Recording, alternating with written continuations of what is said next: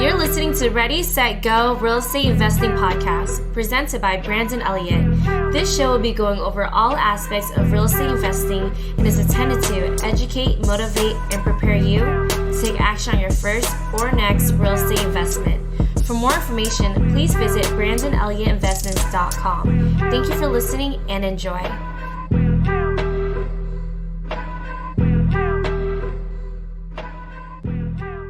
What's going on, everyone, and welcome back to Ready, Set, Go Real Estate Investing Podcast. I'm your host, Brandon Elliott. Very excited today. We are doing recording for the episode. Obviously, we're still in quarantine right now, so we're having a lot of fun with all the chaos that's going on out there, but the show must still go on. It's such a pleasure to have Chris, my brother. How you doing? Doing awesome. Thanks for having me here. Looking forward to hanging. Yeah, man. I'm excited that you're on here. You're in the D.C. area. So I grew up in New Jersey, so close by, like neighbors. But you've been in the game for the last few years now, about 2012 or so. You jumped in, started going more heavy in the game, and you have a biblical background, right? Ministry in the past. Yeah.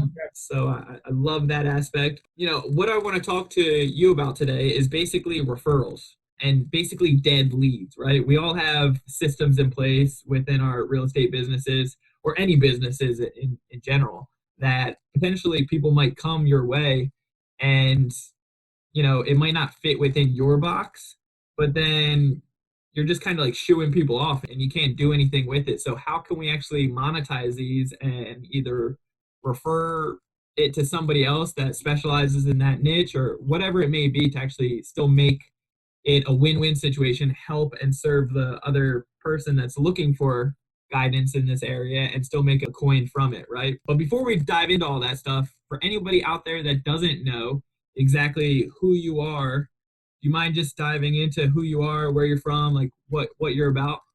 Yeah. I'll give like the quick 1-minute version. I got married in 2000 and was on staff with an organization called Young Life. I loved it. It was awesome, changed my life. But in 2003, my wife got pregnant, and living on $20,000 a year does not work in the DC area. It might work somewhere. There might be places you can make it work, but DC area, you can't even do a 1-bedroom apartment with that. So I went out, started reading all the books on investing I could, ended up flipping houses, looking for distressed properties, made in 4 months, 12 times what I made in a year. And, did really well and kind of got, continued doing ministry stuff. I guess 2012, I've got 6 kids now. I probably should have gotten another hobby, but whatever. I have 6 kids, and money started running out really quickly when you have 6 kids. And so I started flipping houses again. And then I have a doctorate in leadership. I'd always led large teams in ministry. And so I read Gary Keller's MREA book, Millionaire Real Estate Agent book, and it just made a lot of sense with the teams that I'd led before. And so I started building a retail residential team with like a massive pillar of investor side deals, because that's just where I came from as well.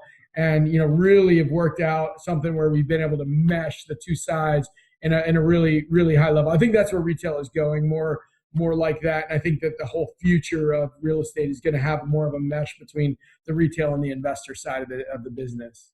That makes sense. I'm starting to see that over here in California. Just more people starting to network and connect to make those win-win situations. So yeah, that totally makes sense. So what does your systems and everything look like? Like, what do you specialize in? I know you have, the realtor side, brokerage, and you're pushing out a lot of inventory. You guys are doing some numbers. But as far as the investing side, you're picking up some properties as well and helping out more people? Yeah. So I'll personally do a couple deals, a couple wholesales a year myself. That's definitely not the big piece of my business. It's not the massive piece, but I'll do, I don't know. I might do as much as like one a month, one every other month, or just be a part of another deal like that we're putting together. I've got a condo conversion in DC I'm a part of. I've got another one I'm working on today that, I'll be a part of. But the real piece that I see that's really huge, just because I've got a lot of friends that are investors throughout the country. Yeah. And what I found is, they'll spend, with just the friends that I'm close with, if you added up all the money that they spend every month, like these are close friends, every month, just added up their spend we're talking about probably $500,000 to $1 million a month that they're spending. Almost all of them, very few, there's a couple of them that have real estate agent sides of their business, but most of them don't, because doing both sides has just been really hard. And the ones that do, very few of them, it's very profitable for them. So what we have done is created a relationship with, there's a massive investor that we're good friends with, but then a number of other investors as well that we're helping them take their leads that they literally were just throwing away, leaving on the side, maybe giving to agents, but not focusing on because they're not making any money on it. And we're taking those leads. And I really do believe that we've cracked the code on how to get those leads turned into dollars. And so what we're working on is connecting agents to investors and be able to do those deals there. And so I've even created a course on it, and really working hard to help agents and investors be able to monetize these turn trash into cash, right? So yeah. That's so good. I love that. So with your course, I didn't even know that you had the course like that. That's what it was geared towards. I know you mentioned course, but I didn't realize that's what it geared towards. So if you don't mind, break down some of the course, what that looks like, and maybe like a little sneak peek of just some gold nuggets within there that you think would be valuable to the listeners. Yeah, absolutely. Well, the first thing you got to know is your value proposition, right? If you don't know your value proposition when you walk in the door, so there's all these, if you're dealing with a real estate agent that can't tell you 50 reasons why you should work with them instead of somebody else, you're not working with the right real estate agent. That's just the whole thing. If you don't walk in with a little bit of swagger, then you're not doing it. The second thing is, anybody that calls an investor they know they're willing to give up some money. Okay. So I just bought my dream truck a little while ago. And when I ended up trading in my car to get my truck, I just love it. I've been dreaming. I saw on social media, actually, I think you were jumping something. Yeah, exactly. I love it. Exactly. Oh man. Yeah. We're building a farm. And so I was out there and I'm like, man, I was like, if I got a truck that's made for Baja racing, then I need to go out. And so I was like, well, let's do it. So that's the air. It was so fun. But when I went, I took my old car and I knew I'd make more money. I'd probably make another $2,000 if I would have sold it on Craigslist. But sure. You know what? it's not worth my time. So I traded in the car, but we all know that when you trade in your car to dealership, you're going to make less money than if you sold it on Craigslist, right? Yep. But why do we trade in cars? For convenience, for whatever reason. There's a reason. So anybody that's calling a real estate investor, they know that they're going to be taking a discount on their house for some sort of trade. Like maybe it's easier. Maybe they believe they couldn't sell it on the open market. Maybe they just want a fast sale. Maybe they're in distress. Maybe whatever the reason is. And there's only 8 or 9 reasons. And we all know if you've done much investing, you hear the same reason over and over again, right?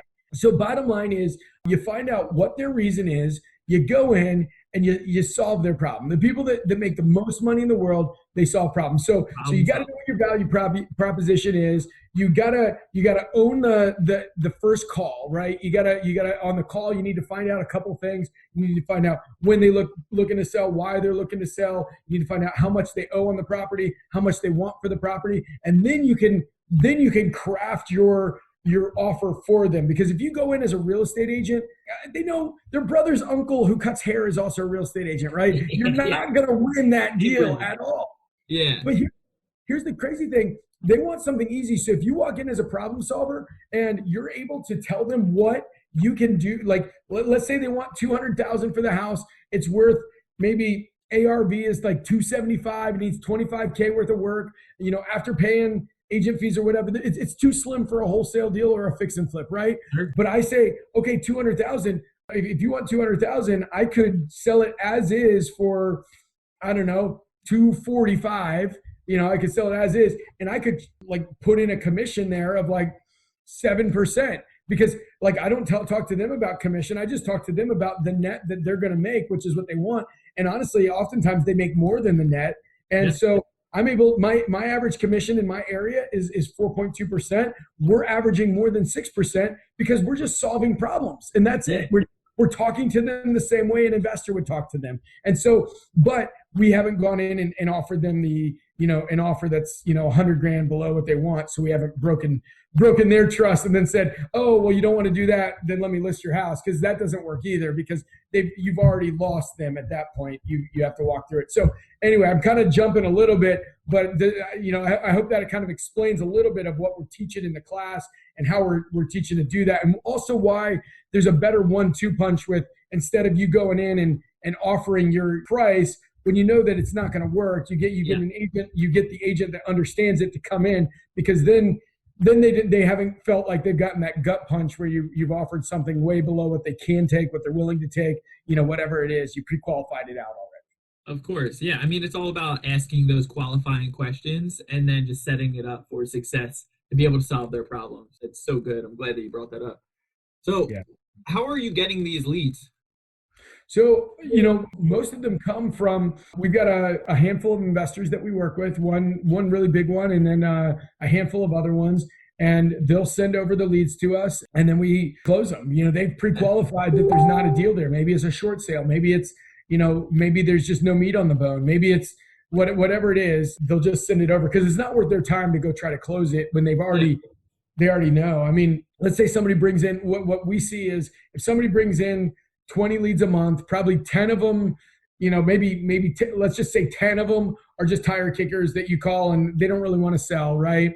And then of the other 10 that are there, maybe you get one deal, and then 5 other of them are gonna sell with another investor, and then 5 others are gonna sell to an agent, right? I don't know. I'm just using numbers like that. And so here's the thing: if you get your one deal, and then you take these other 9 that are gonna sell, and you get them teed up to close with somebody that can actually close them, because those other 4 that are going to go to another investor that will pay more, if you're able to speak in terms of their interest and solve their problems and make them more money on a listing, then boom, they'll do it, as long as you have your model and you can speak to them in a crafted way that sells well. And then those other 5 that are going to work with an agent, man, tee it up so that you're getting a referral fee from the agents. So you basically can make almost as much money on those other deals that you weren't going to win anyway as you do on your one deal that you wholesale or you fix and flip. That's so good. I love it. So when it comes down to your team, how many people do you have on there currently? Our residential team is going to do, we're going to do about 600 transactions this year. Of that, we've got 14 in the DC, Maryland, Virginia area. And then we've got, I believe we're at 7 down in the Richmond, Virginia area. And then we've got a pretty massive back office as well to service all of that. So yeah, that's kind of the breakdown of our team. Okay, nice. So I know you mentioned earlier off mic that just last year alone, it was $40,000 in referral fees, correct? Last month. That was last month. Yeah. Last month. Okay. So just in a month, you were able to bring in an additional $40,000. No, I sent 40,000 to investors. So we kept a big piece of it, but what we sent to investors was $40,000. That's found money, brother. That is found money that they were just throwing away, and we were able to monetize that for them. So you guys made a lot more than 40,000. Yeah, we did really well. We had a great month last month. Yeah. You paid out $40,000 on referrals just last year. Just last month. Last month. I keep on saying year because it just naturally clicks in my brain. 40,000 for referrals. That's a bro. But how would that change your business if you could zero base all of your marketing? Because of that. Literally you zero base, you get all your marketing paid for, and then you're able to do whatever you want with it. Maybe you make more money, but the reality is most of us would probably invest a lot of that back into their business. And if you, let's say you just get a 3x ROI on your marketing, right? Sure. 40,000, that's 120 grand extra top line revenue for next month, right? Like, how does that change your world? Like it has to. Yeah. That is ridiculously totally flip-flopped, life-changing. I can't even fathom. That's literally just like taking all the meat off the bone, like not leaving anything. Yeah, absolutely. Something that really stands out behind that is that it really turns into the one-stop shop, because you're not turning people away. You know, they can always trust you and come to you if you can always make it happen or connect somebody within your circle to be able to solve their problems, which is awesome. And if you can make some money from it, then more to you.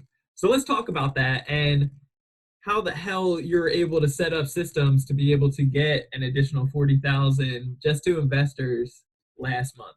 Yeah. I mean, there's like 17 different pieces that you go through to really understand.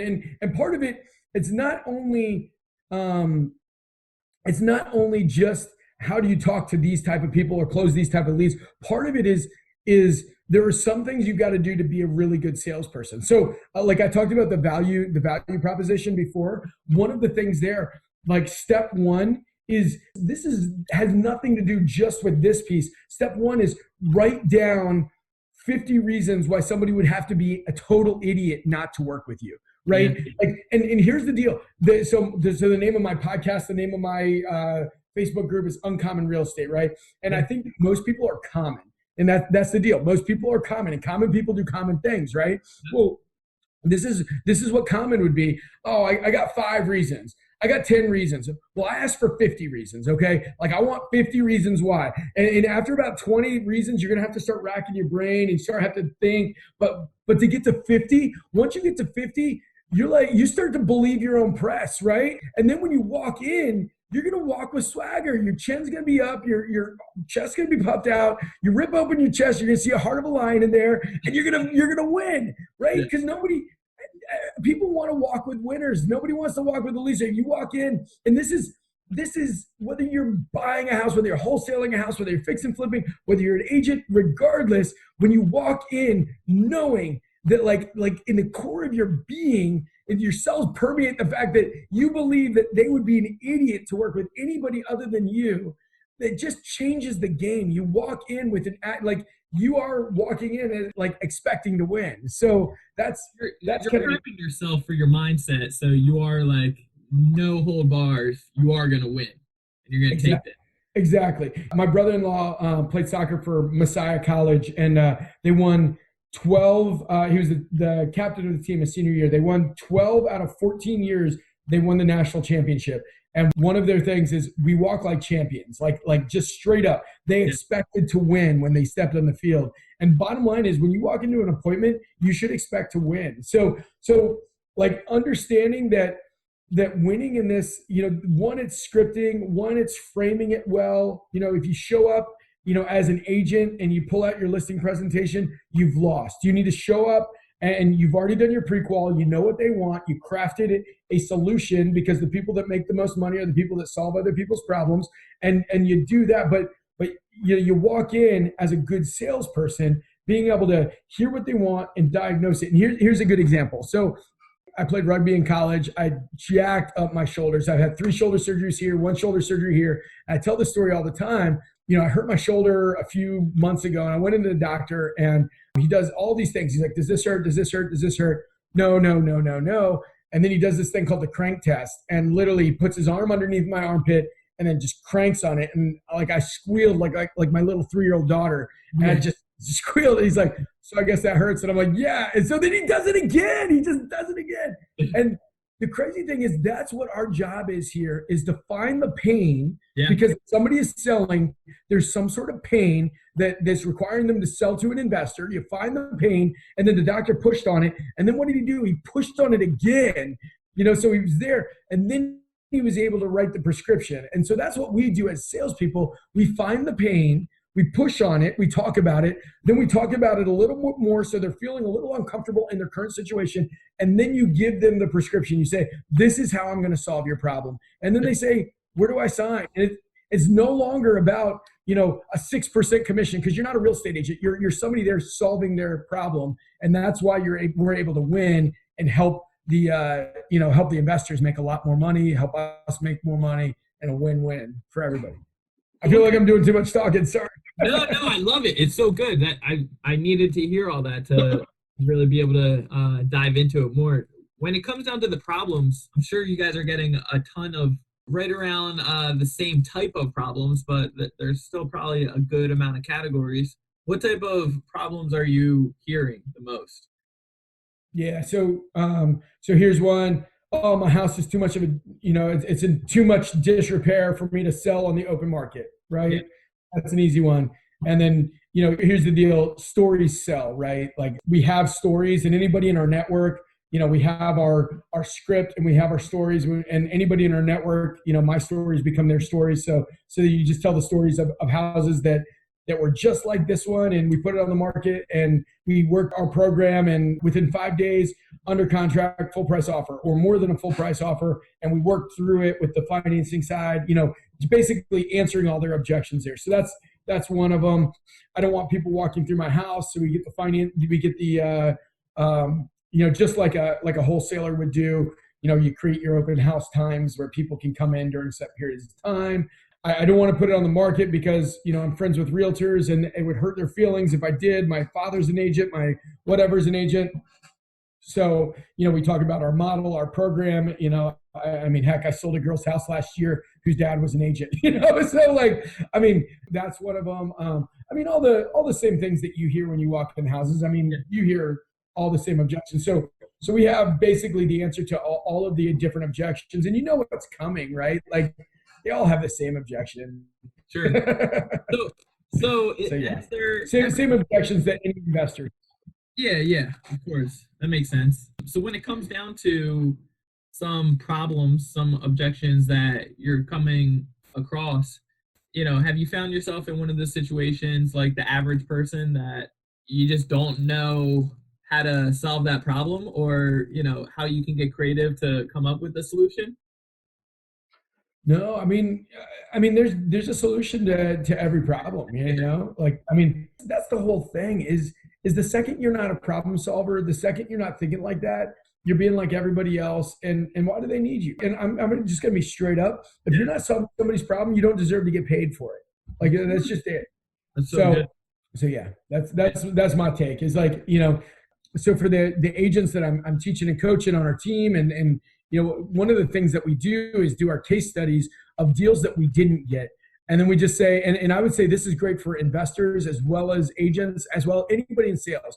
Take the deals you didn't get and play Groundhog Day, right? And ask yourself, if I had this meeting to do over and over and over again from start to finish until I got it right, what would I have done differently? Because I would imagine that most of the deals you go on that you don't get, if you were more skilled, if I was more skilled and I would have handled it better, I would have actually been able to get it. If I could have done it 100 times, at one of those times, in those 100 times, I would have walked away better. But most of us don't take the time to evaluate those appointments. And when we don't evaluate, we don't learn. And then we do it again and we lose it again. And that's called paying the stupid tax. And I just don't, we all pay the stupid tax, but there's no reason to be, paying that over and over and over again. Right.